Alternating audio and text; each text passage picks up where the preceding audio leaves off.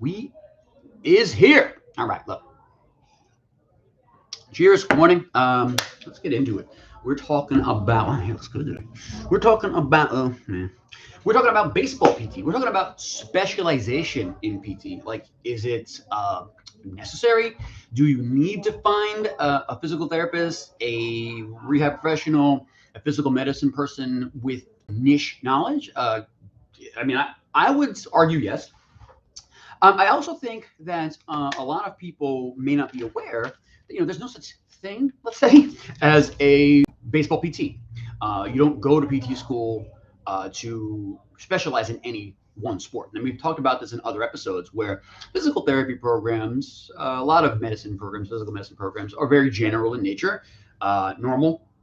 There's a large array of different things that we need to be able to understand and study.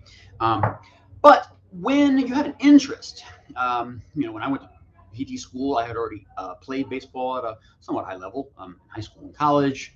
I'm 5'8" and 160 pounds, so I wasn't going to have a very fruitful career in baseball, but that's okay. I really just enjoy the game. I enjoy watching. I enjoy the physics behind it. And my knowledge as a strength and conditioning coach and a physical therapist certainly lends itself to seeing baseball movement and the violence in which baseball movement is in a different level. And then so we can also break it down. So when we see people who have injuries via the ground reaction force action, which is throwing and which is rotation, power rotation, we can kind of break it down from a biomechanical level in a way that maybe, a generalist PT who has an interest in, let's say, rowing or cycling, they may have a generalist idea of what baseball movement looks like. And that's usually enough. Any good PT would be able to break down such a movement and say, all right, here are where the loads are. Here are where there might be weaknesses in this kinetic chain or in this movement patterning. All right, so that's fine. But if you have played the game at a high level, if you've been coached at a high level, then your eye for the things that would get in the way of efficient power generation, efficient rotation, efficient stopping and braking forces and acceleration forces, those become much more apparent to you when you put your body through those paces. So when you have an issue, like let's say I have a baseball throwing problem in my shoulder or my elbow, you might ask those questions, not specifically, do you have baseball PTs? Every clinic is going to say, yeah, we treat baseball players. But do you have physical therapists who have specific knowledge in ground reaction force athletes? That's a real technical term. I wouldn't ask any office administrator that one, but the idea that the sports that go together, like golf and tennis, baseball, punching, kicking, throwing, almost anything, involve this movement around an axis that's sort of driven into the ground. And we can make throwing and rotation movements very, very, very efficient by knowing where these little leaks in energy are. So that's what a baseball PT might do differently. They would say, hey, let's throw.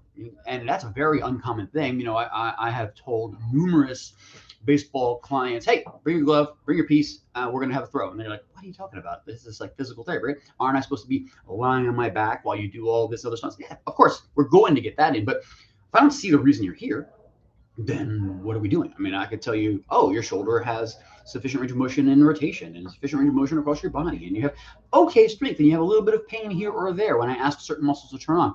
That's all fine, but when you put it together in a very complicated and can be very violent movement like throwing a baseball or a softball, things change. Things also change under fatigue or under heavy load. So if you are in a game situation, and that's actually very commonly what happens here, we'll see people who have come in after playing, let's say, a tournament. Tournaments are lengthy. They have many, many games. They usually don't take into account any number of games or previous practices that were happening in the week or the days prior to that.